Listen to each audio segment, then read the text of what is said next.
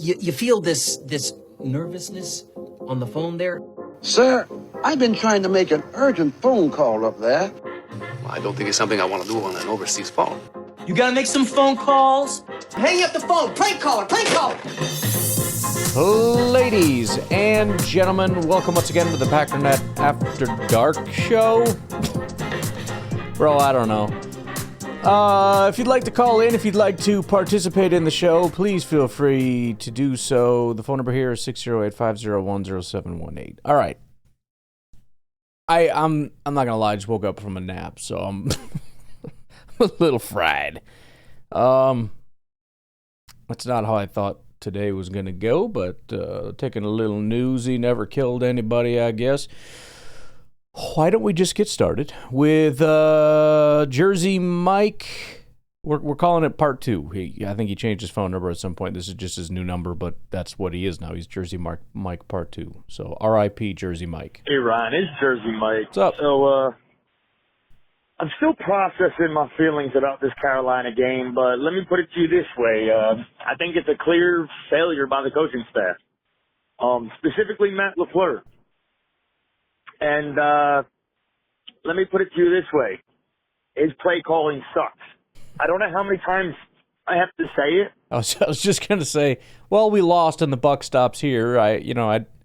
The play calling I don't think is a problem, but I mean, at some point, sure. And then I thought we would agree on this, but The guy can draw up some really good plays too, but the situations in which he calls the plays, I can't give you specifics right now. I can't give you specifics because honestly, you'd have to be sitting with me watching the game.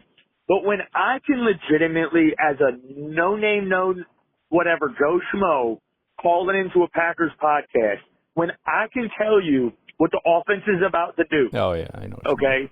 Almost religiously, just by watching how they run their offense, that's a problem. Because I used to play defense in high school. I played safety in high school. Sure, I played Madden and I watch ball nowadays, but I should not be able to understand the call on the field as some regular everyday Joe Schmo and know what they're going to run. It's ridiculous. You motion the running back out of the backfield behind a bunch set out wide, and it doesn't take a rocket scientist to think that you're going to throw it to the bunch guy, to the running back that's getting behind the bunch guys. So the DB bites on it super hard, okay? And you could say, well, we're setting it up for the future. Dude, that was like in a critical moment. You don't set up for the future in a critical moment. I mean, how many times do we legitimately see a pass behind the line of scrimmage or in the flat behind receivers blocking that Matt LaFleur tries to go for touchdowns? We beat the Steelers because the Steelers were arguably the worst defense in the league going into that game. Okay? Now, what they did against the Colts, I have no explanation for it. But Matt LaFleur legitimately does not know when to call the right plays. He doesn't. He doesn't. I don't know what the answer is here. I think he's a great head coach. I think this team plays their heart out for him. But he just makes boneheaded decision after boneheaded decision. He's horrible with clock management. I just don't know where he gets this from. I don't. And so this team is great. This team is great. Can we ask Jordan Love to not throw so many interceptions? Sure. I'd say one of those interceptions was egregious. The one that should have, I think it's the only one, but the one that should have been an interception in the end zone, come on now. What? Yes, he missed a read, and he had. Yeah, we'll get to part 2. I can't really counter what a lot of fans are saying in regard to they know what play is coming. How could I possibly argue with that? I don't know whether you can see that or not. I can't. I have my suspicions, considering how people react to a lot of other things that I can see, and they're almost unanimously untrue. But I can't say that I don't know. I think at best, I think it's exaggerated how often you can tell. And by the way, depending on how broad of a category we're talking about, You could probably do that with just about any team, whether you've never even watched them before. All right, 3rd and 5. Oh, here comes the draw play. Here comes the screen. Oh, see, there he goes. Yeah, and that's what a lot of teams do in that situation. They also almost never convert that. That's how that goes. I guess my only real counter, and again, I didn't watch run plays, but my only real counter to what you're saying is that the plays are there. If Savion doesn't fumble, if Jordan doesn't throw that idiotic interception, if the offensive line could block on that other 4th down call where Romeo was open on the top of the screen, if the receivers could block on the wide receiver screens, like I said, I watched back the game, every single pass play. I think there were 2 where I looked and thought, there's really nowhere to go. So that means 2 times the defensive coordinator called the right play against Matt LaFleur to shut that play down. Every other time the play is there. So if it's predictable, it's not predictable enough because the defensive coordinator apparently didn't know. So I think they need to start calling up Packer fans and asking them what plays are being called because, again, you go and watch that game back, we dominated them. The only issue was the lack of conversion, right? Again, we drove all the way down the field and were a couple yards from punching it in, basically, when Savion fumbles. We were a couple yards from punching it in on that 4th down conversion, 4th and 8. Obviously didn't get super far down the field when Jordan decided to throw into triple coverage. But again, Romeo was wide open at about the 5th midfield. So I know a lot of fans are sitting back saying, I know what play they're going to call all the time. Well, I know it's not all the time. So I don't know how much more you know compared to what the average fan would know watching their team and what their team's tendencies are. Every team has tendencies, so every team has that ability. It's what other teams do all the time. They go in, they watch the other team's tendencies to get an idea of what they're going to call situationally, because all teams do that. Is it more egregious than other teams? I don't know. I guess we'd have to look at situational things, like, 2nd and long, do they run at the highest rate in the NFL? If they do, and it's like off the charts, the next highest rate is, I don't know, 48%, and the Packers run at 70%. It's like, oh my goodness, that's crazy. But I doubt I would find that. So, again, we can say that it's predictable, but the problem is it worked almost the entire game. It either worked because we really moved the ball against them effortlessly the entire. We didn't punt one time. I know the one time we lost on downs, but outside of that, even 0 punts. And even on that, we got down to the 8-yard line. Even if you want to say we could have kicked a field goal, there wasn't a punt. We're not going to punt from the 8. So there were no punts in the entire game. The offense worked pretty flawlessly the entire game, even despite the blocking issues and the offensive line's inability to run block, pass block. They still moved pretty effortlessly down the field. So, again, you're pointing out an issue that I can't falsify. So I don't really know what to do with that, other than say I guess, But I'm watching it and I'm not seeing an issue. So I guess the Panthers and Ejiro Evero are stupid. Sorry, I'm calling back Jersey Mike. So we had Savion Williams open in the back of the end zone on that 4th and 8, but I think Love was under duress and immediately had to roll out. Yes. Didn't immediately see it, or he had to move. I don't remember. Yeah. But he just didn't see it, and he didn't pull the trigger on it. And then he tried to throw it late to Romeo Doubs, who got pushed out of bounds and was hoping that he could come back to it. And honestly, even though he was out of bounds, he should have worked back to it. But right. Shoulda, coulda, woulda, right? So what's the answer? The answer is to just erase this game from our memory. The answer is Matt LaFleur, whatever it is that you've been doing up. Yeah, I mean, the answer is block, right? A 4th down, if they could freaking block, we convert a 1st down or possibly a touchdown. Maybe you saw something later that I even missed, but I mean, that's the answer. I mean, execute. Answer is execute. Again, everything's beautiful, and that's the thing. They did execute most of the time, but then you get down into that situation, and suddenly we can't convert. Like, why are we in 4th down? Because of a lack of freaking execution. Maybe play calling. I don't know. I don't remember the entire sequence that got us there. Maybe we decided to run a bunch of times. But even if that's the case, okay, but the play calling obviously was successful all the way down there. So even if play calling was the problem, it's still a situational thing where once we got down into the red zone, once we got down into 3rd and whatever from somewhere close, then everything collapsed. Play calling, blocking, passing, freaking catching, blocking, or, wide receiver blocking, which, by the way, we used to be good at that. I feel like that is a massive lie, and it's part of the reason why, like, the fans hate it, because it never works, and it never works because guys can never execute. And we say that it doesn't work because Matt LaFleur's an idiot and should never call it. Bro, this has been a bread and butter since, like, Aaron Rodgers has been with Matt LaFleur for sure. Pretty sure we did it with McCarthy, too. A decent amount, but it certainly has ramped up, and it's always been a pretty successful play. And it still is sometimes, but we just never talk about it. We don't talk about when it's good. We just talk about when it's bad, right? We could run Savion 5 times, and he gets yardage, and then the 6th time, he'll get, tackled for a loss on 3rd down, and it's, you idiots, you never do it on 3rd down, or some weird rule that we make up in our brains. I don't know. Whatever. To this point, you just gotta change it. You just gotta completely change it. I mean, okay, not completely, but you've gotta do something different.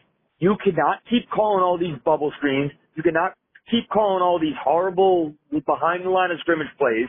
The running game is not working for whatever reason. I saw you trying to use the play action, and that's how we were passing, and that's why we were passing. Sure, and we were getting pressure right up the middle. And let's be real, for some reason, the Carolina Panthers... Yeah, we got pressure right up the middle twice because they just didn't pick up a blocker. Because Elton Jenkins apparently doesn't know how to communicate. And again, we can't just keep shrinking and shrinking and shrinking and shrinking the offense every time somebody makes a mistake. Well, we can't do play action because Elton made 2 mistakes. Rather than like getting in Elton's face and say, do your frickin' job, we say, just let's get rid of play action. And we can't run, so don't run. And the screen didn't work that one time, so no more bubble screens.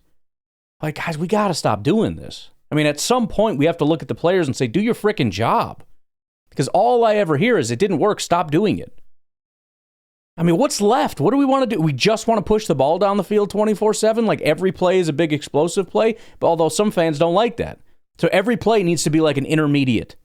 No more short passes, no more deep passes, just 10, let's say 7 to 19 yards every play and nothing else.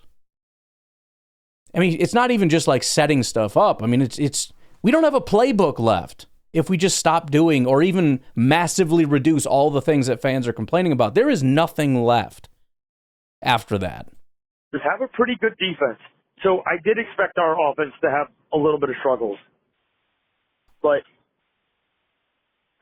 yeah, we can't blame, you didn't get a call on holding whoever was holding Rashawn Gary, because they were holding them all game. If the answer is they're holding, why aren't we holding? Yeah. We need to do more holding. And if we're getting calls for it, oh well. Well, that's what I hated about Matt LaFleur's answer to that question is, well, I mean, as long as they let us get away with it. Okay, but first of all, I don't think we're doing it enough because we're getting pressured against the worst pass rush team in football. So if we're holding and still can't do anything, we suck. So if that's your answer, you need to instruct your offensive line to do nothing but holding. But how about this for size? How about we stop everybody from holding, because that benefits us the most, because we have Rashawn Gary and Micah Parsons, and we can't just say, okay, let's just let everybody hold. No, how about nobody holds, and then all these other teams with no pass rush will never get to our quarterback, and nobody will be able to stop us because, we have pass rush and they don't. How about that for a trade-off? No, our guys get held all the time, and then, like you said, we just don't tell them to hold. Our guys to hold. I mean, what are we doing? I mean, the holding thing is infuriating. And I listen, I think our guys maybe didn't play their best, even with holding, but I'm hoping that despite that stupid answer from Matt LaFleur, that we are sending this stuff to league. I mean, I would be on the cusp of getting fines after fines after fines after fines after fines, because I'd go to the podium every single week and talk about how much the officiating sucks, that there's some jagoff standing behind the quarterback every play that misses every single hold. Hold some more. Like, guys, we got to do a better job here. There's the excuses are mounting up, and they're horrible excuses. Last year I was mad about penalties. Last year we had some games that we were screwed over by penalties. This year, It's all a product of us just being bad. I haven't seen us lose a game to the refs this season. No, I don't think so. In my opinion. Maybe the Dallas game, maybe, but not really. We should have put them away multiple times. So here's the deal, Matt LaFleur. Pull your head out of your butt. If you can't do that within the next few weeks and you don't give up play calling duties, then you know what? The call is for you to be fired if this continues. All right. And they're righteous. And you know what? That really sucks. It really sucks because if you don't fix this, we're going to possibly lose out on a legacy team here. So Matt LaFleur, can you please, dear God, shut your dirty mouth and just do your freaking job and do it well. All right? And stop making excuses. And stop saying, oh, it's my... No, just... I suck at this, and I need to be accountable. And if I'm not accountable, then I need to give it to somebody who I can hold accountable. That's the answer. Other than that, I don't know what else to say here. This is frustrating. This is really frustrating. Anyway, go Pack, go. Well, I'm with you minus the play calling thing, so I'm just going to pretend you didn't say that and pretend that we agree. Because at the end of the day, the lack of execution does fall on him, and I don't want to hear about the young team because it's the same frickin' team for the last several years. And it's worse than last year, and it was almost the exact same team. I mean, Edgerrin Cooper is not as good. Right? Why? Well, because he's young. Bullcrap. It wasn't the problem last year. Elton Jenkins is having maybe his worst year. I know it's a change of position, but I don't want to hear it. Aaron Banks is having maybe his worst year. That's a problem. Even though it's not with the Packers, still a problem. Shouldn't be having his worst year of his career. So, I mean, the team is underperforming, and that's a problem. I don't agree that it's play calling because, again, if people executed and did their job on every play, which is, I know, an unfair standard, but just in general across the board, very, very, very, very rarely would we not succeed on offense. But we can't run because guys can't run block, and everybody intuitively knows that. But when it comes to passing, we don't know that because we can't see down the field unless we go back and watch the All-22. So we just say, well, Matt LaFleur can't do his job. And, we hate screens for some reason. I don't know why we're the only team not allowed to run screens. Again, the screens are just a numbers thing. And most, I shouldn't say most, but a lot of the time, Jordan Love is checking into it. Why? Because of the numbers. Based on the numbers, the screen is the thing that should work. We just need that guy to block that guy to block that guy, and then it's the two guys that are there are blocked up, and he's able to run free. Except douchebag over there can't block. He runs straight into the backfield, tackles our guy for a loss, and the coach gets blamed for that. No, sorry. That would be like the same thing as blaming Matt LaFleur for whatever he called when Elton Jenkins didn't get the offensive line set up right, and the linebacker comes right up the middle untouched to get to the quarterback. Oh, nice play call, Matt LaFleur. Like, what are you even talking about? I don't know. All right, let's take a break. We'll be back with Daniel from California.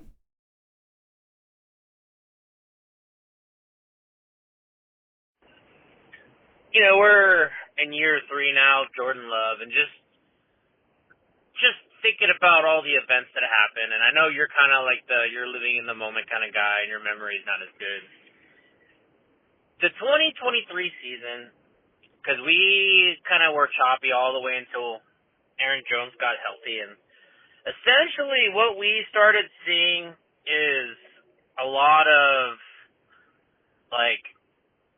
outside run concepts that led to and especially stuff out of gun and stuff like that, where you had a lot of 3 receiver sets, and the run game was more based out of outside zone and mixing in a little bit of pin and pull stuff. That's when they were at their best, right?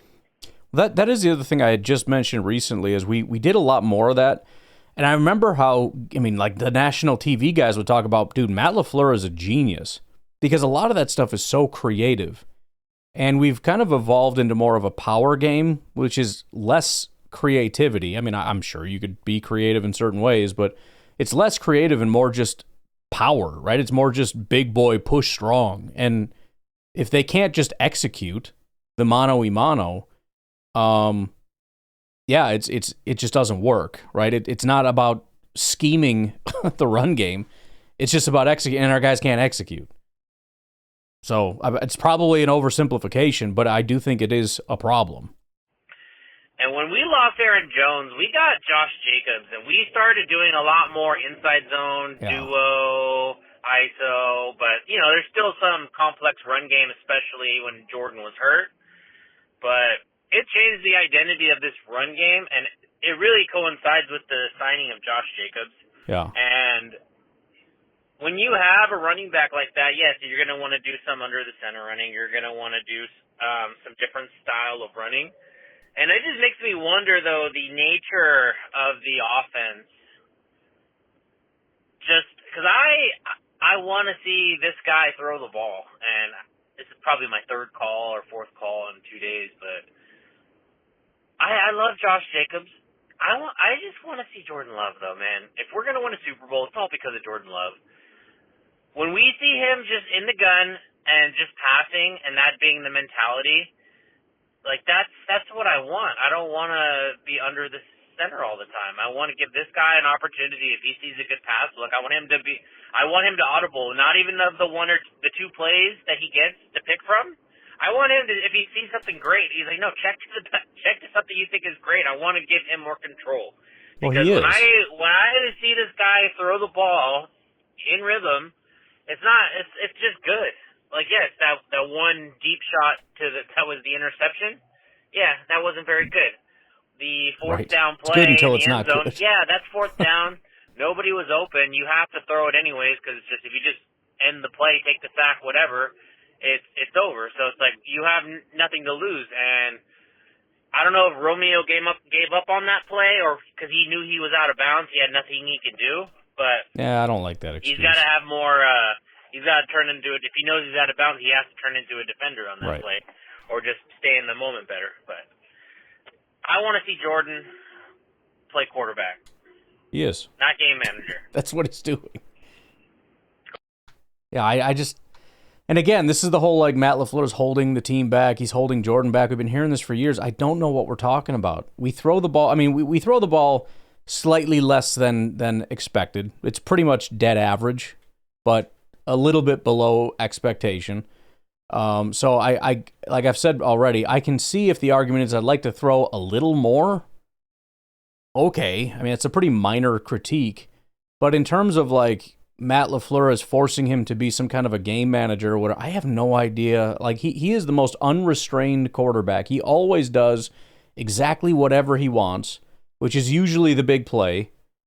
I'm at a loss for what we're talking about when it's like we have this vision of the offense that, and I'm guessing it's the behind the line of scrimmage passes that annoy people. But again, Jordan is specifically checking into a lot of those because it's a numbers matchup. He's doing what he's supposed to do in that situation. Because if he doesn't, then he's throwing into a bad matchup where it's, there's more people that are going to be in the vicinity of where he's going to end up throwing if he doesn't change the play. It's the point of having two plays. Depending on the numbers matchup, you want to go to the more beneficial one. And again, there's no issue whatsoever in Jordan being unrestrained. He is one of the most aggressive quarterbacks in football. We throw it a ton. We throw it deep a ton. I mean, again, you were extremely specific in regard to like the pin and pull and all that kind of stuff, and then when it came down to like what you'd like, I don't know what that looks like. What does that mean? Give me some kind of a picture of what that means. I don't know if it's just situationally, like again, instead of like take away two of the behind the line of scrimmage throws and turn them into deep passes, which again, you can't just blanket statements. I'm not saying you are. I'm just trying to think through this. You can't just blanket state something like, I wish that was a run or a deep pass play. Well, how do you know? It depends on the defense. You don't know. You can't just blanket statement something like that. I wish we passed the ball deeper more. Well, I'm sure the Packers would like that too. I'm sure they would love every play being a touchdown home run throw. But unfortunately, defenses don't like that so much. So usually they run their defense to make sure that you can't do that. You know what I mean? So I don't know. I don't know what exactly we would like to happen here. Hey, Ryan. It's Squidly Diddly. Squidly Diddly. I haven't called in a long time, but I'm still listening. What's up, dude? Anyways, the purpose of my call is, I know you're getting tired of hearing LaFleur this, LaFleur that, right? A little bit. Well, you ever think, before you people call in and say this and that about LaFleur, do you ever think that he's trying to change the culture of this team by going for it on fourth down? He sees these guys more than you people will ever see them. And honestly, I think he knows what he's got, so he's going to go for it. So that's all I got to say, and hopefully it helps your callers deal with this. Bye. Well, that is a very frustrating part of this whole equation is, I mean, let's not act like the entire fan base has not been screaming since forever that Matt LaFleur is too much of a coward. He needs to start going for it. You pay how much money for your quarterback and you don't trust him, right? These are exactly the things that everybody has been saying. And now it's like, well, not like that. I didn't mean like that. I mean, do it different. Don't do it like that. Come on now. Can we not do that? The other thing I'm seeing, and this is one of the things I wanted to talk about tomorrow, so I recorded 5 minutes of tomorrow's podcast and then went out for our anniversary for dinner, and then came back, was going to do the podcast. My wife's like, you want to watch a movie? And so I was dead tired, so I was like, we could watch like Hulu upstairs in the bedroom. And then, you know how that goes. You start watching a movie in the bedroom, you fall asleep. Because that's what old people do. So I passed out until 8:30 p.m. Took me a few minutes to get my bearings and realize it's not the next day and it's at night and you have 2 podcasts to do. So I left the 5 minutes, started recording this. Anyways, one of the things I wanted to mention is now the new thing I'm seeing the fan base do is other teams will go for it on fourth. It's not successful, and they say, see, you always take the points. You always take the points. See that? That's why you take the points. This has never been a thing that anybody in the fan base has ever... Fan bases across the entire NFL have unanimously decided you need to man up and go for it on fourth all the time. Suddenly, Packer fans have decided never go for it on fourth. You always take the points. Bro, I'm the take the points guy. I'm the one that said I'm a coward. I would preface that because every single time the fan base would say, you go for it, you go for it. You got a quarterback. If you got a quarterback, you got to trust him. You're not putting faith in your guys, right? You're not instilling confidence in your locker room, in your team. And this goes back to remember in the playoffs with Rodgers against like Tampa or something, and we kicked a field goal and punted and we needed to go get a stop? That was the worst thing. How could you ever? You have the greatest quarterback. You have Rodgers. How do you not go for it in that situation and try to get the touchdown? Now we're the fan base of just kick field goals all the time. I don't know what you're talking about. You always kick field goals. I've always been a field goal guy. 100%. 100%. Always take it. Which of course is a nonsense statement. You very obviously don't always take the points. I mean, it's not going to be hard to come up with a couple situations. Down 4 or 5 seconds left. Do you take the points? No. Right? And we can certainly expand that out. We'll talk again. I'll go into this a little bit more tomorrow, probably, but that is exactly the point that the entire fan base would make 100,000 times because they got mad at Matt LaFleur. Now that Matt LaFleur is different and he's on their side and it's not working, now suddenly they're on my side, like, oh yeah, I've always been a take the points guy. No, F you, get back on that side. You go over there, screw you. You don't come over here just because you want to be on the opposite side of Matt LaFleur all the time and pretend that he's an idiot and should be fired and you're in the right. He's doing what you've been begging for your entire life and it's not working. You stand over there, you sit in it, and you shut the F up. Jeez, you freaking people, man. I just am going to lose it. You bunch of absolute hypocrite liars.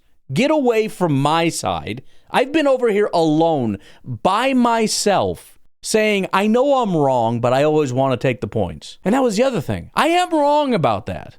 The data shows that almost always I'm wrong. And I'm not talking about the 4th and 8 necessarily, because despite the fact that it was basically a 50-50 issue, yeah, technically the data does say you should kick a field goal. Fine, if you want to say in that instance. But now, again, the fan base is all like, oh, see, always take the points every time.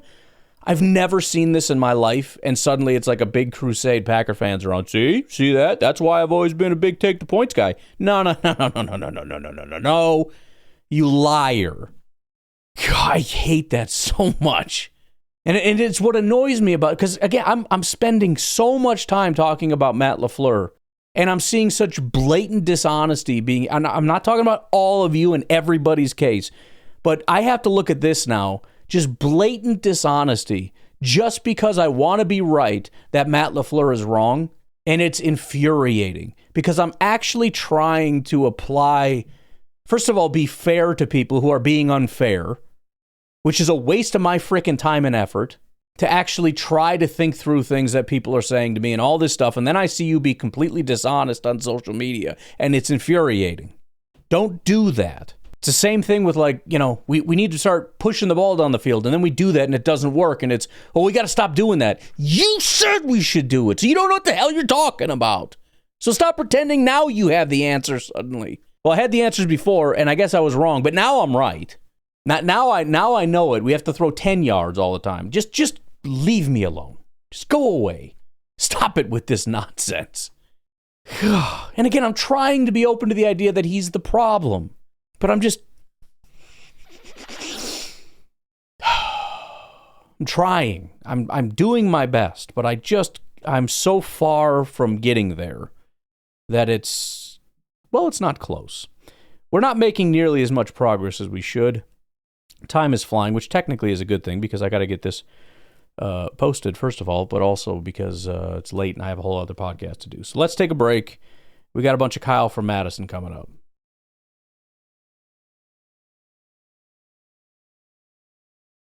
Ryan's Kyle from Madison. Yo. Okay, so here's the thing. We've got to step up our superstition game. Yes. All right? And I'm not putting this on you, okay? But of us, I'm talking to all of us now. It's a couple new rules for the rest of this year. Okay, number one, we are not allowed to speak about future games like the following. After the Packers win this weekend. Nope. No longer allowed. Or we're going to win this weekend. Nope. We're 0-2 when we all talk like that. That's over. Okay. Number two, whatever shirt you were wearing, sorry, you got to retire it after the year. Whatever you had on Sunday, and I mean, look, this hurts me because I really liked the one I was wearing. Nope. That's got to go back in the closet and cool off for the rest of the season. You got a bad injury and a bad beat. Sorry. You got to retire that shirt. All right. And then I think everybody's got to really take a deep, long look in the mirror about how you were sitting. Like, were you on the couch? Yep. Were you hunched over the couch? Like, something's off, man. Surroundings? What lights? What room were you watching in? We got to really do our part here to get this thing back on track. Okay. Right. So I'm going to do my part. You guys do your part. And I'm pretty sure this is the key. Let's do it. We can do it, Packer fans. Let's go. Yeah. And you know, when are we as a fan base going to take some accountability here?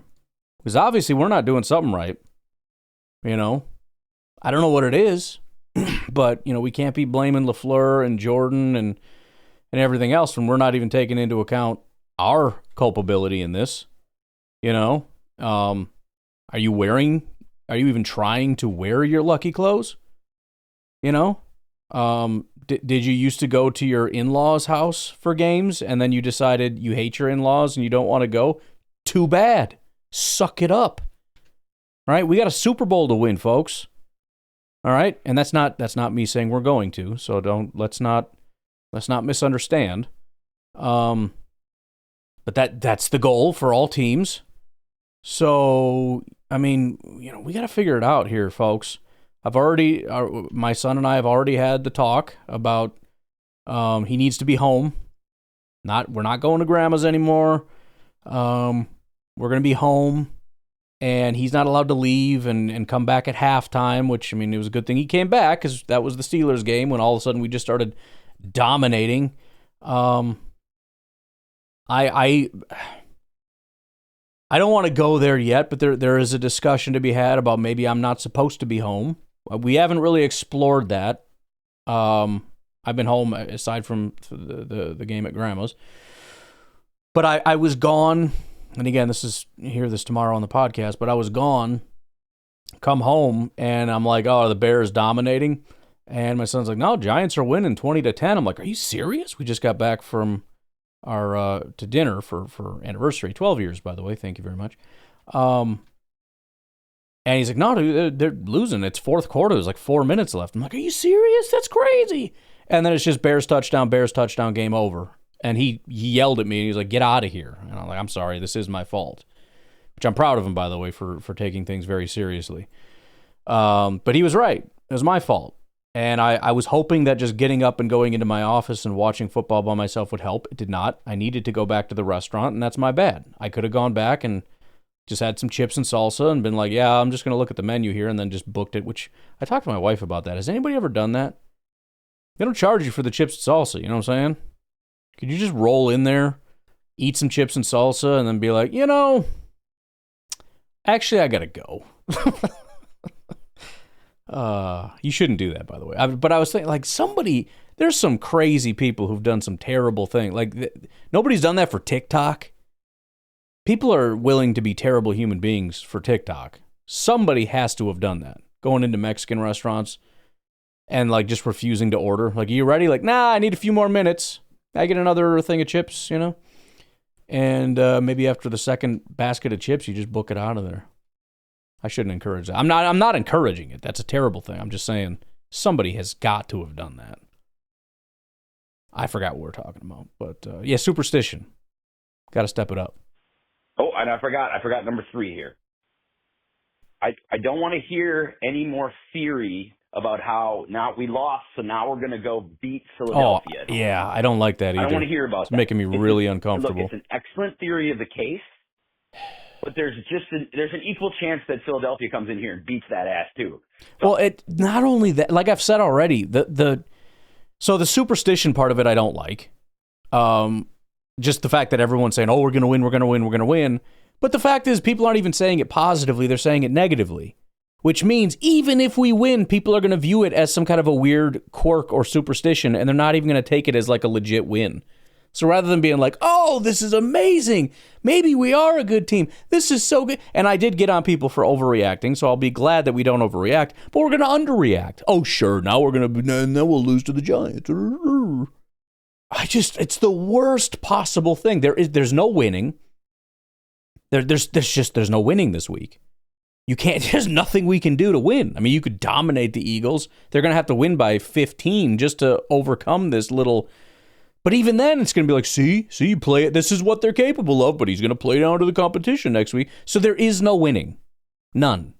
We can't win this week, and it sucks. I don't want just nobody jinx us. Like, yes, I hope the Packers rebound and play well against Philadelphia, but let's not act like it's destiny either. No jinx. Okay. Yeah, I'm just not looking. I don't like that it's Monday and all the other teams have gone. The Bears won, the Lions I'm assuming won. They were dominating and I went to bed. Man, that would just make me the happiest if it turns out that didn't happen, but I'm guessing that's exactly what happened. 44-22. Oh god. Oh, yeah, so then if we lose, it's like, okay, it's a two-way race between the Lions and Bears for the NFC North, and I'm just living in hell. Oh, am I going to be living in hell?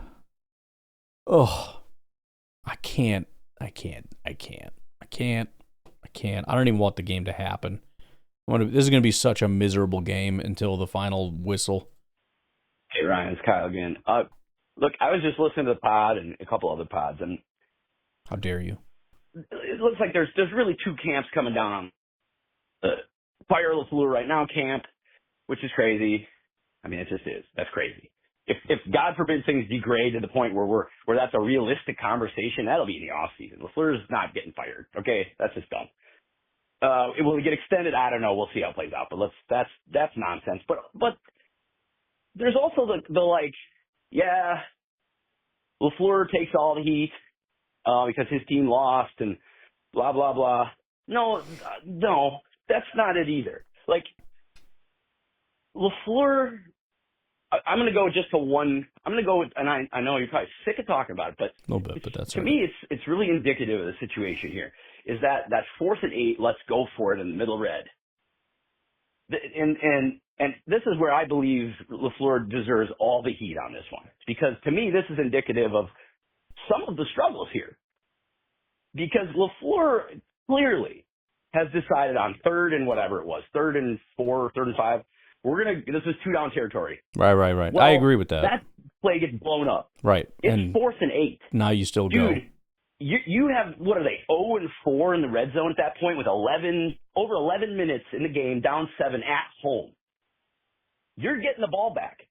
You got to kick that ball. That's not even like negotiable. That you've got to do that. And to me, like the Packers, and then this is the same for the quarterback.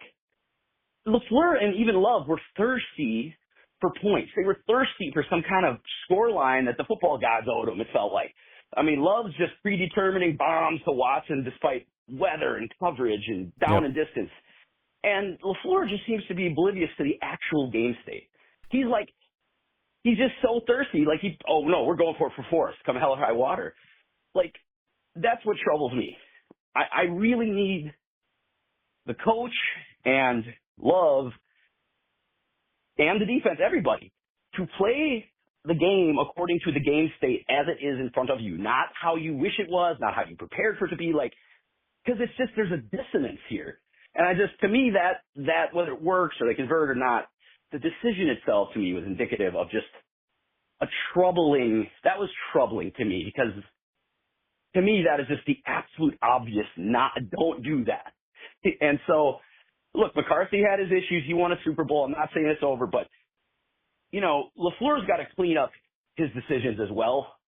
And so I don't believe he's above criticism at all. All right. Talk to you later. Yeah, I mean, in that one instance, again, based on the numbers, it was basically 50-50, but it was a little bit over. And I do think because he had predetermined, and it's not that there was never a case, but I think that pushed it over 50%. The fact that he had already decided, look, we're gonna run a play here, and then if we don't get it, we're gonna run another play. And so it becomes like a 55-45 thing, and he allows the fact that he wanted to go for it anyways to push it over. And so, as far as game flow and whatnot, I know it's not the exact same thing, but if you remember, we had just converted a 4th down, I think on this exact drive. 4th and 4, Jordan Love threw an 8-yard pass to Chris Brooks for a 1st down. So McManus had just missed a field goal. We're driving down the field. And again, as far as, game flow and whatnot, our offense is moving pretty efficiently. I'm just trying to make it understandable that it is much more of a 50-50 issue than everybody's making it out to be. We had just missed a field goal. We had just converted a 4th down. We're moving the ball down the field against the Panthers relatively easily. And again, the selling point on this, everybody, again, they make it seem very easy. But you just kick a field goal, and then you get a stop, and then you kick a field goal, and then or then you get a touchdown, and then everything's fine. Yeah, assuming you get a stop and a touchdown, then everything is fine.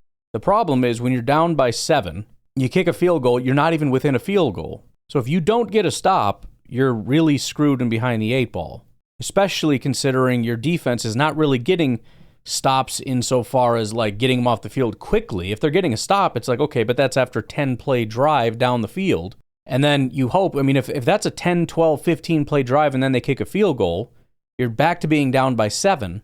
And you have very little time left. Remember, there was 11 minutes left in the 4th. Even if it's a 7-minute drive and they kick a field goal, I guess 4 minutes is kind of a lot of time, but you have to get a touchdown just to tie it at that point. So my thought process is if you can get within 3, then it's pretty automatic. Kicking a field goal and you're still down a touchdown, not a full touchdown, but a field goal is not going to even tie it. It becomes a little bit more questionable. So again, it's not that everybody's wrong that he shouldn't have kicked a field goal. It's just that everyone's making it seem like it's a 90-10 issue, and it's more of a 47-53 issue. Hey Ryan, it's Drew from Green Bay, and about the trades. I had mentioned I'm interested in the defensive tackle earlier, but another position would be tight end potentially, with Kraft going down.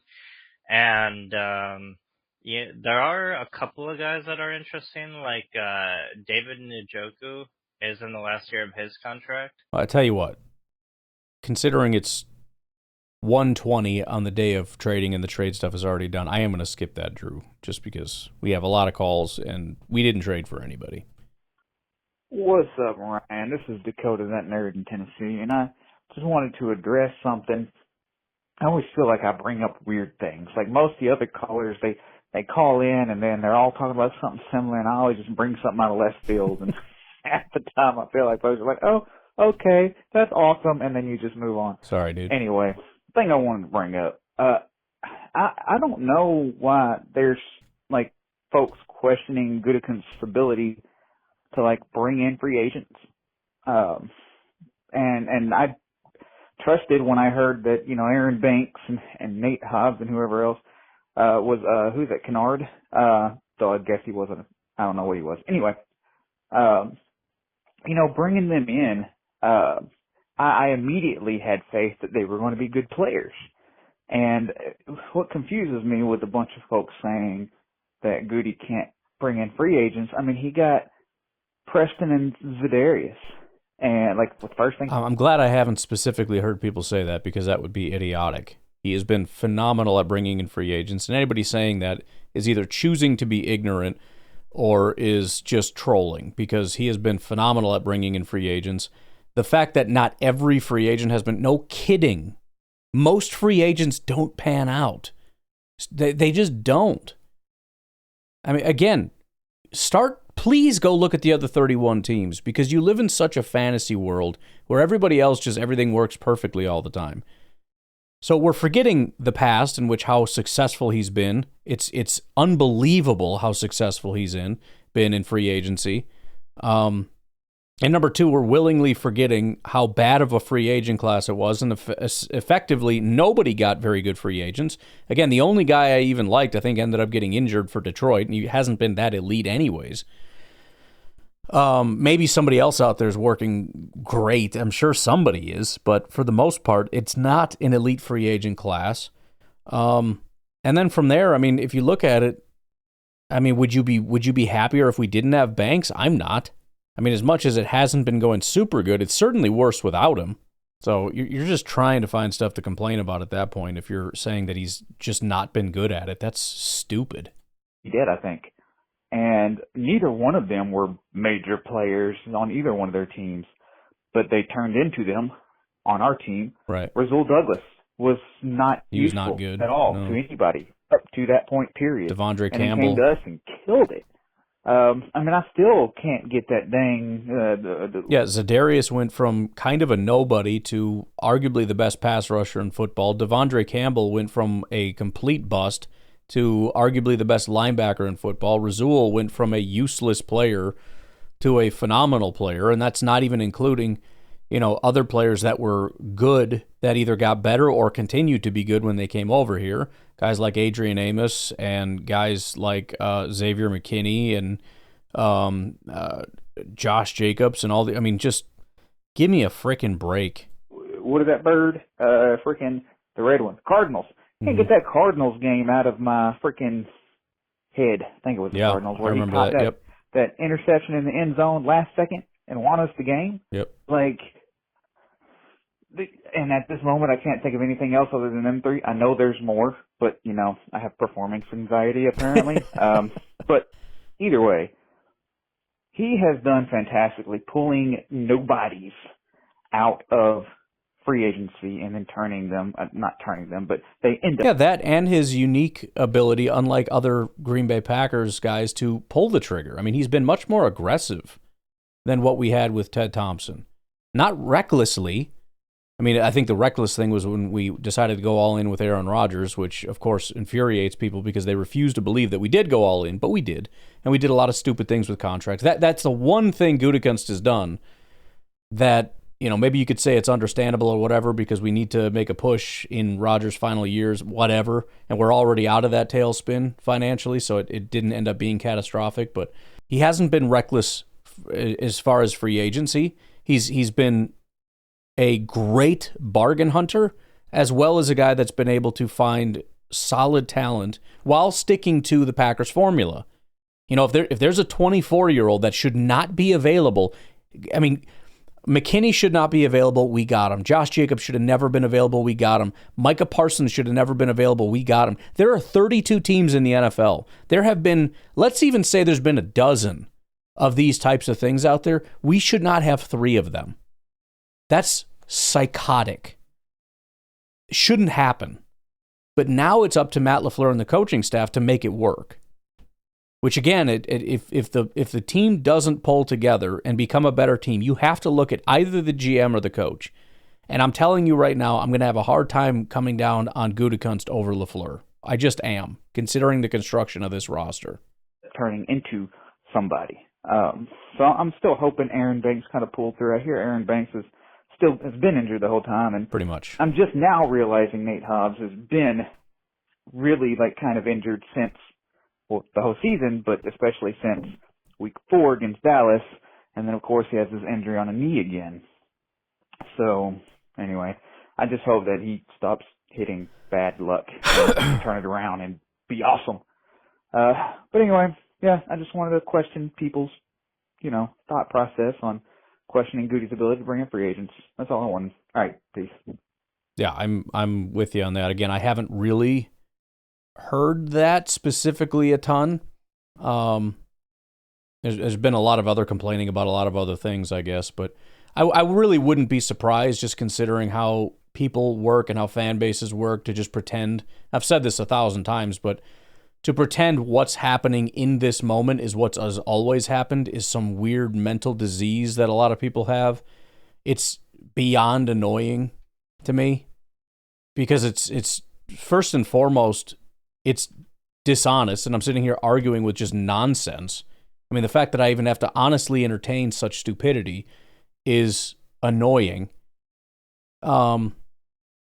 It's dishonest, it's gaslighting, and it's also completely ungrateful. And that is very annoying to me as well, the level of ungratefulness to ignore all the good that's been given to you, provided to you, and to simply pretend that everything has been bad. And I've been so victimized in my life. When you're so, I mean, this is like the classic American thing. We've got it better than anybody in all of human history, not just from around the world right now. If you want to nitpick and say, oh, this country, that country, good, go there. We have it so much better than everybody, and I know there's international people listening. Fine. We have it so good because of the time period and also the location. Even if there's a dozen countries that would be significantly better. Again, first of all, go there. But beyond that, even then, when you take into account that it's 2025 and not the year 25, holy crap, do we have it good. And the amount of complaining about how much we are suffering. Give me a frickin' break. Listening to Packer... What the heck just happened? Listening to Packer fans... Come on, Mike. What are we doing now? I don't have time for this crap, dude. Listening to Packer fans whine about things that are just blatantly untrue. I'm sorry for whatever weird noises. I'm looking at the waveforms, and it's just all jacked up. It's just pathetic. It's honestly completely pathetic. Oh, woe is me. Oh, I have it so hard as a Packer fan. Why can nothing ever be good for us? I'm begging for you to go be a Jets fan. Please go be a Jets fan for 5 minutes, or at least go complain to them about how hard you have it. Go tell them about how bad Gutekunst has been. Go tell them about how bad Matt LaFleur's play calling is. They will frickin' shoot you. Okay? They will shoot you in the face. These people would give away their firstborn child for Matt LaFleur to be calling plays on their team.